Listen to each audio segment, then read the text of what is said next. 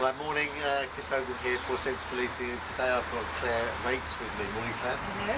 Hello. And Claire's just going to talk to us a little bit about how she used different types of eating techniques to...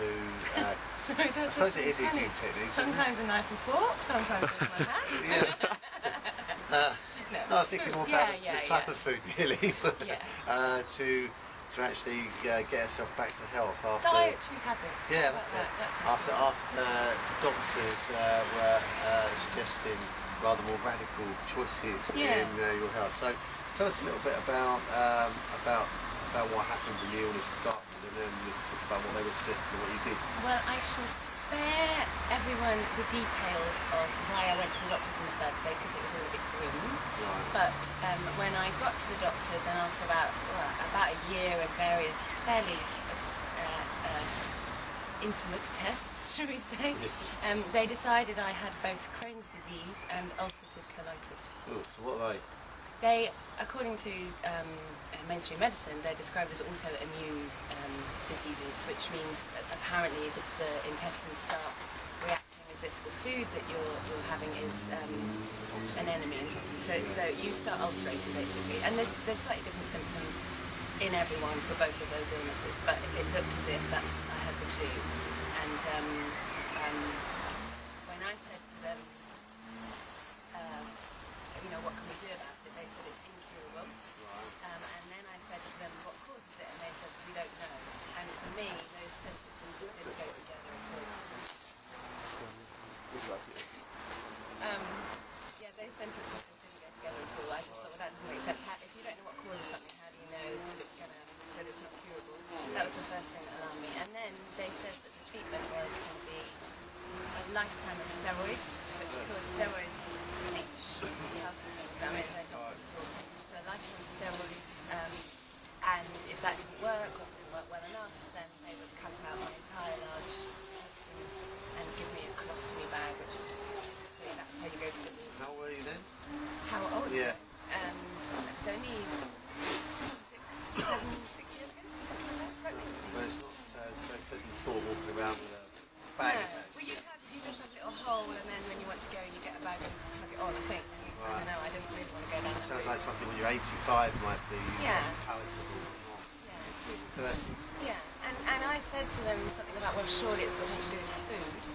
And they said, no, nothing to do with food. And I just couldn't, I'm not a doctor, I've got no scientific background, but to me, an illness that strikes your intestinal tract, that affects your intestinal tract, has got to be to do with food. And it just made common sense. It's got to.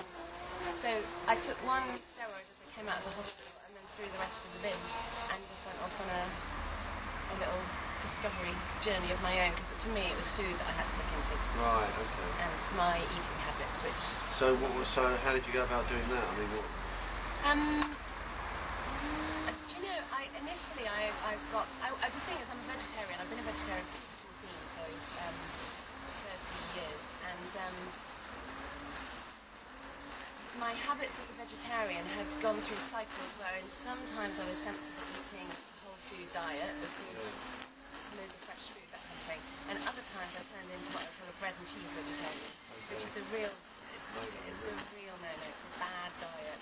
And I was eating loads of microwave meals and all that kind of stuff. So the first thing I did was examine what my habits were, and really looked and was really honest with myself about how I ate.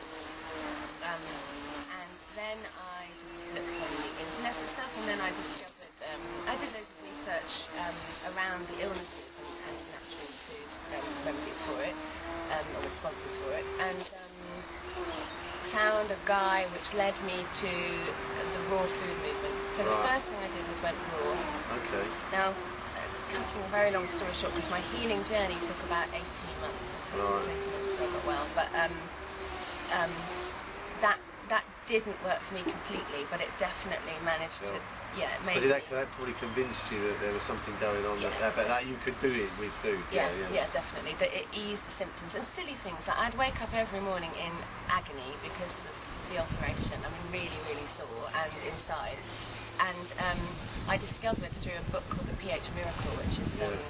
Robert Young, an amazing book all about alkalizing your body and how how disease starts and how you keep it at bay through food, through the pH balance of the body, the blood in the body. And I discovered, for example, that lemons, although they're acidic outside the body, the minute you put a lemon into your body, it turns to alkaline, alkalizes. Oh. So I would, and grapefruits, white grapefruits are the same. Right. So not oranges and not pink grapefruits, but there's lemons and white grapefruits. So I would, for my breakfast, I'd wake up, I'd kind of go into the kitchen in pain, get a grapefruit, squeeze it, drink the juice, and the first mouthful of that grapefruit juice would sting like crazy, and then there was just like this wave of, it was like a painkiller. Really? Yeah, really marked, really marked. It was amazing. So I could see, I was really in tune with my body, really in tune, and actually they were still trying to diagnose, get a better diagnosis while I was on this as well. I think the worst point came when I realised that to get well quickly, I needed to take really radical action. And in this book that I mentioned, The pH Miracle, there's a thing on a cleanse that you can do, a detox, and it says quite clearly in there, do not attempt this on your own. Make sure you've got someone around who can help you, and it's supposed to last like 10 days or something. I can't quite remember now. Anyway, I, being someone who found it hard to ask for help and very independent and happy on my own, just thought, I'd be fine, and so I embarked on this detox, and unfortunately by about day 5 found I couldn't get up. And that was a bit scary. A friend came around and helped me up with that. But yeah, at my worst I couldn't walk, I couldn't stand up long enough to heat my teeth. I was going to the loo about 24 times a day, which if you work it out on an hourly basis, and each toilet trip, you had fever, you're in real pain all the time. It's just horrible, and it goes to your joints weirdly as well, the acid and stuff. But through the alkalizing diet, everything goes. It just cleanses. And when I had originally gone and had, I can't remember what the thing is where they put the camera up your bum, but the first time I had that done, I said to them, you're going to find the worst ulceration across the transverse colon. And they did, and I think they were amazing because he looked at the doctor and was like, well, how can you possibly tell me where we're going to see the worst ulceration without a camera? Well, I could feel it, I knew. And then when I went back, they were like, wow, what did you do? The drugs have worked, and I said, no, I didn't take them. It was all diet, and they just didn't have it. But I know what I did. And in the end, actually putting the drugs in the bin helped. Yeah, exactly. That was the first thing. And just deciding to take responsibility for it myself and not accept what I've got huge respect for doctors and medicine generally. Very clever people, and if you've got broken bones, brilliant as well. But I think we're very quick to accept a medical opinion just because it's got years of study attached to it in one direction. We just accept that they know better. I knew where the ulceration was. I knew that it had to be something to do with food, and maybe it's because I believed that so strongly that it worked for me. Maybe that's why it worked, but who knows, it did. Well, I had homeopathy thing done the other week, and that really opens your eyes to the fact that you can make adjustments in your body with actually very little, a little bit here, a little bit there, that can make a massive difference in how you feel. And we're just very quick to take another pill or take someone's advice, when actually, if you just pay a bit of attention to what's going on, adjust it slightly, it can make a big difference. Occasionally I have to, revisit things. So occasionally I'll do a couple of weeks of digestive enzymes or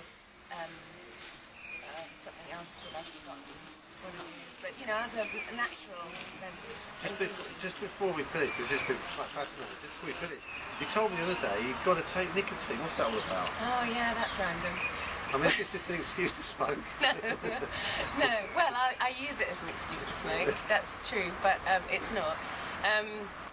When I first went to the doctor and told him what was going on, he said to me then, he does the normal things, and you've got high blood pressure, no, and he said, do you smoke? And I very proudly went, no, I don't. And he sort of looked at me and he said, okay, and I said, I gave up 6 weeks ago, well, whenever it was. And he said, right, when did the symptoms start? the symptoms had started 2 weeks after I'd stopped smoking.